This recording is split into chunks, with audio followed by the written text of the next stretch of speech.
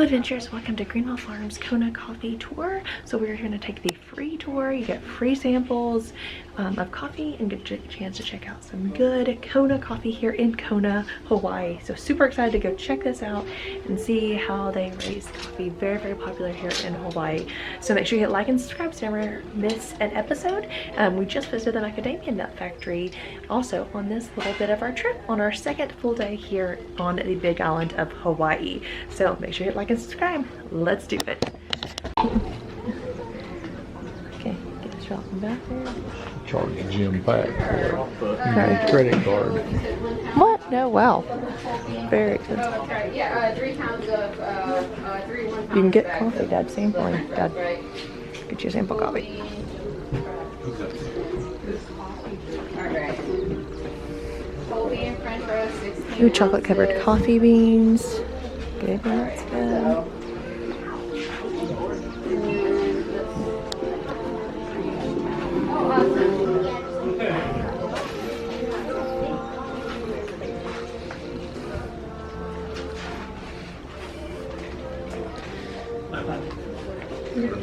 Macadamia nut coffee.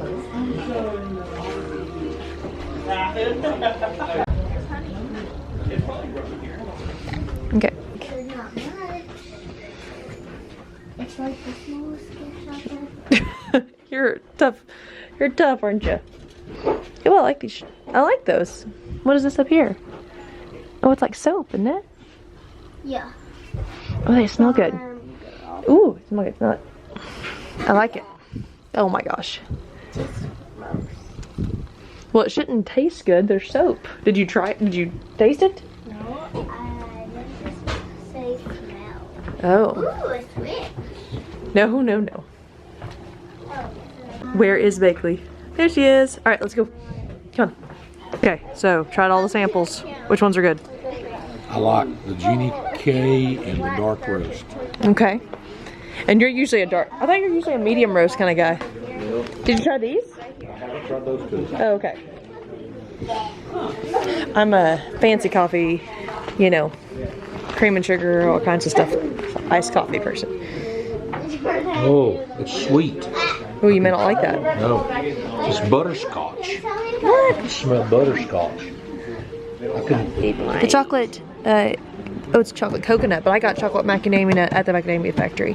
Then it's got Kona Coffee chocolate chip, but that'd be good. Tahitian vanilla, probably not for me, but you'd probably like that one, honestly.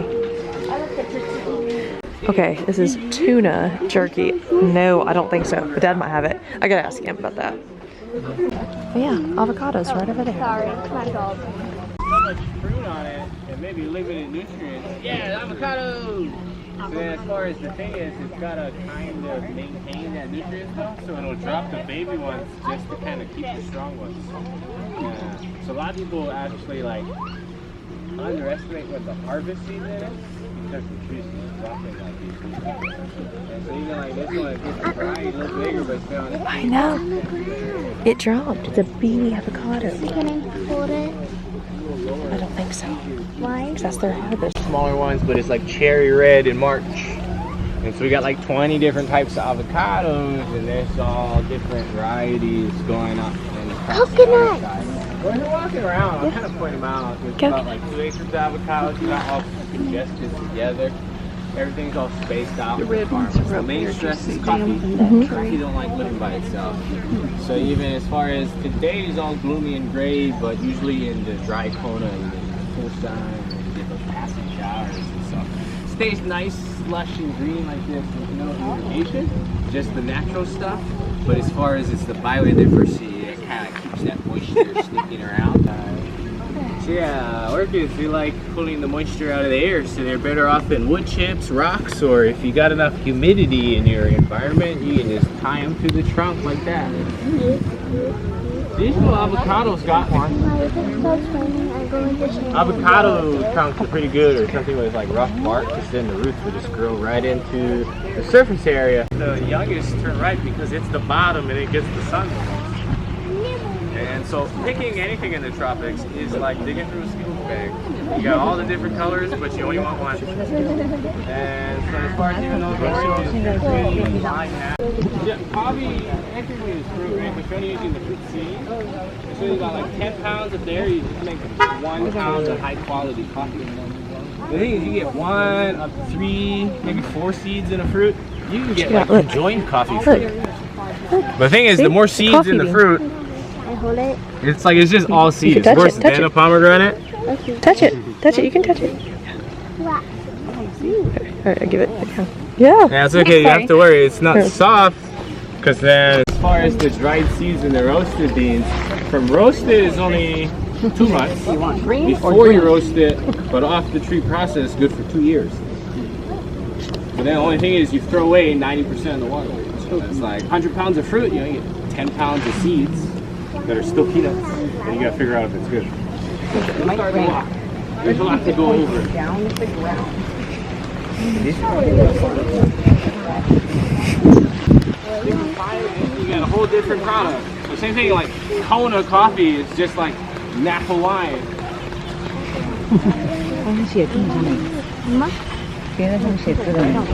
Just in general what Kona is.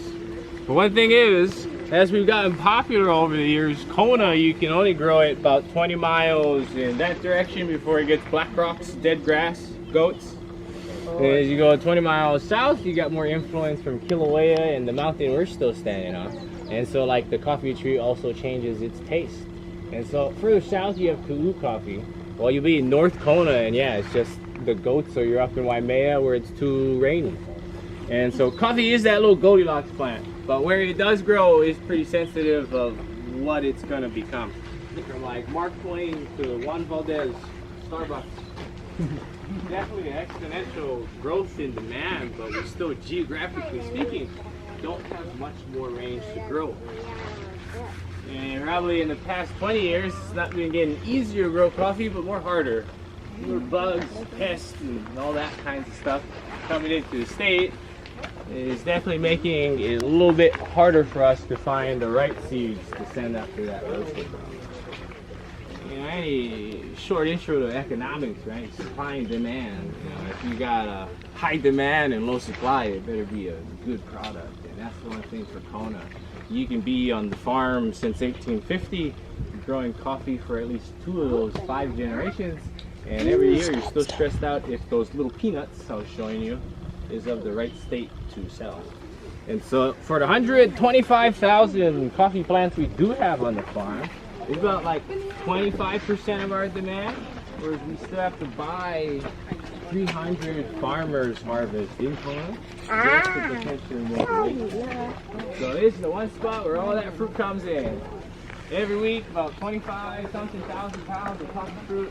That any batch that comes in, we got 48 hours to begin processing, so that they can go to storage in at least 3 to 7 days. Even that thing with the machine though, we have to constantly calibrate it so even it stays accurate on that kind of color spectrum. Because it'll go through, I don't know, probably about 1,000 fruit in just a few minutes. By the way, yeah, like I said, it's like 4,000 beans to a pound.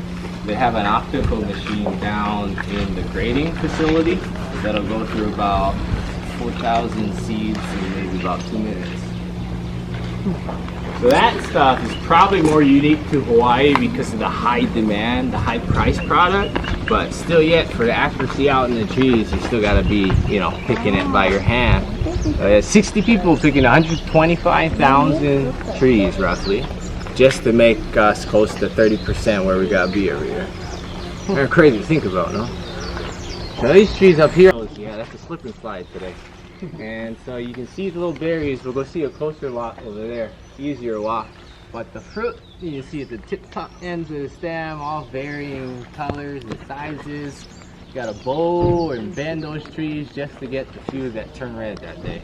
So every year, 5 feet, 5 feet, 5 feet, you're getting, you know, a taller tree but less fruit. And so you're constantly stimulating more fruit by constantly cutting it down. Only fair that a tree living off caffeine loves stress. And so down in that lot behind this big old mango tree is about 30, 40-year-old coffee trees that get stumped every 2 years. Whereas this little lot up here by the flatbed is more of an older lot that gets selectively trimmed every year. But the main goal is you got to cut off something if you want something the next. And so with that constant growth, got to have good weather and good soil. And that's why Kona does have that namesake where it does get a lot of those natural conditions just by itself. You start the new trees from a seed? You could. Nowadays it's a little bit more difficult. Like true seeds, so like they don't use food, but even like it's probably like 95% return rate you start from seed. But the thing is, with them being true to seed, you know, it doesn't vary off or naturally kind of build immunities over the generations too. So it's like for us to improve tree strength or health, we have to graft or hybridize what you're still. And so that little sugar sap layer has to get fermented or somehow managed, and so we'll peel the fruit and then we'll ferment for like 20 hours just so we can throw them out in the sun and dry. Hand rake it, so it's a lot easier when the roots push all the way back, then you can walk on the floor and you literally rakes sifting through the seeds about every half hour. It's too hot or it's too cold, it's rainy, then we cover them up just, you know, to conserve that seed quality. But it's probably about 3 to 5 days till they're done. Main thing, they have to get like 10-11% water content and then they're good. They got moisture. Watch Big Lee's gonna pull it back. Look. He's pulling it. That's cool.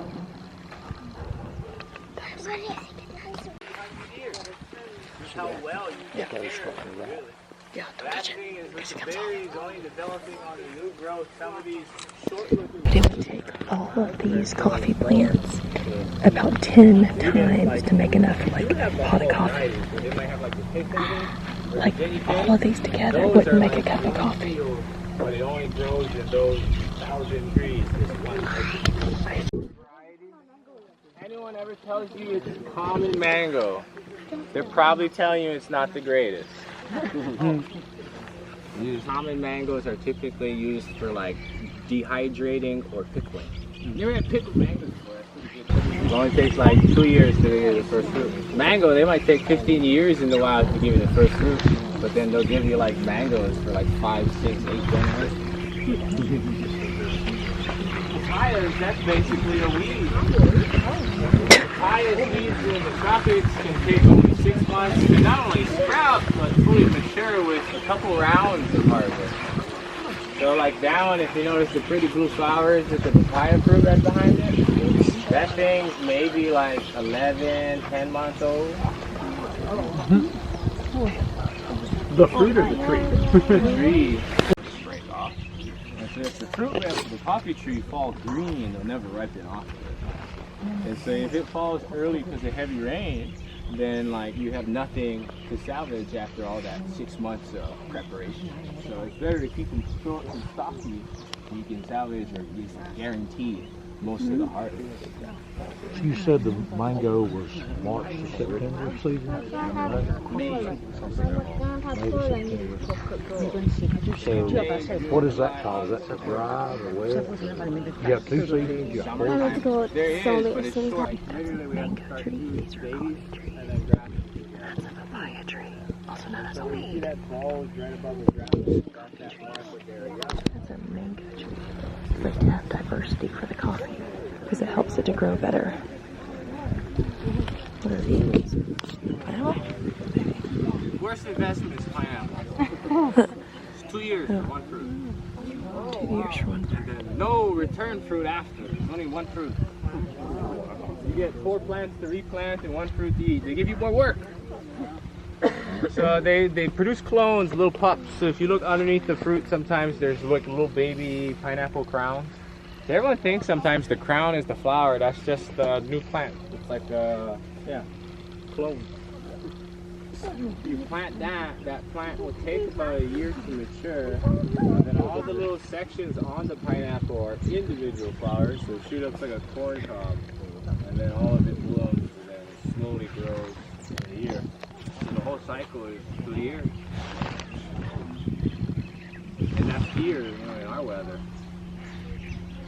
So it's peppercorn is how you're making like really fancy pepper that you put on things. You know, you have the grinding of the pepper. Baby tree right down over there with the reddish green and the yellow fruit right directly on the trunk. That is your cacao fruit, your chocolate pod. I see bananas. And there's a banana tree over there too? Yeah. Great. Bananas. And the chocolate. There's the chocolate tree down there. Quickly. And then here's the chocolate tree. Oh, see those green things on top of that, like lime? That is a banana tree.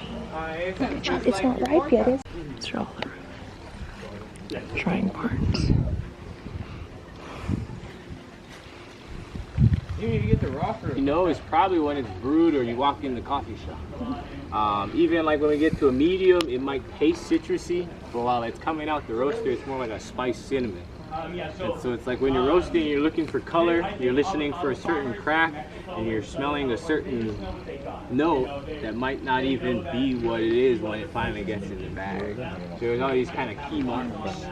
But it's like baking if you ever get into roasting. It's like how large the batch is how long, but how intense you cook it is just giving you that different roast.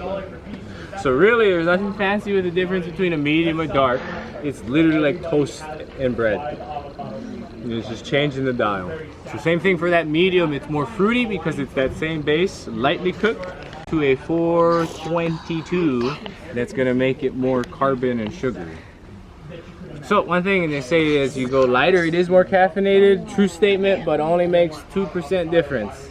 And they also will market decaf saying that it's got only 2% caffeine. So if decaf's not supposed to affect you with 2% caffeine, what's the difference from going a French roast to a blonde roast where it's 2% caffeine change? Not much. So one thing, if you do need more caffeine though, it's probably how you brew those beans after it's roasted rather than how we roast it. So it's like cold brew. Some people might not pay much attention to because they live in a cold area or it's light bodied, but it's actually the highest caffeine because it does not use heat after roasting and takes 20 hours to steep.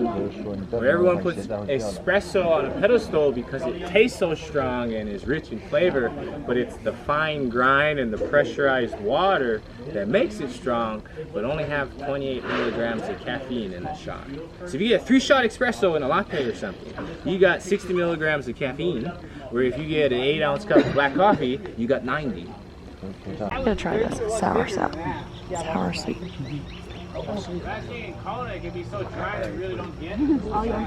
Okay, so here at Greenwell Farms, we have a free hour-long tour that happens about every half hour until 3 o'clock, and you get free samples of coffee. So highly recommend if you're in the area. Now we did drive an extra hour, probably wouldn't drive more than an extra hour out of the way to come to this, but still highly recommend. Definitely thought it was cool. So make sure you check out the rest of my vlog on today. We're now headed for 2 hours back to the hotel. See you there. Thank you so much for watching. God bless, be adventurous, and we'll see you next time. Bye from Hawaii. Aloha. You made me whole.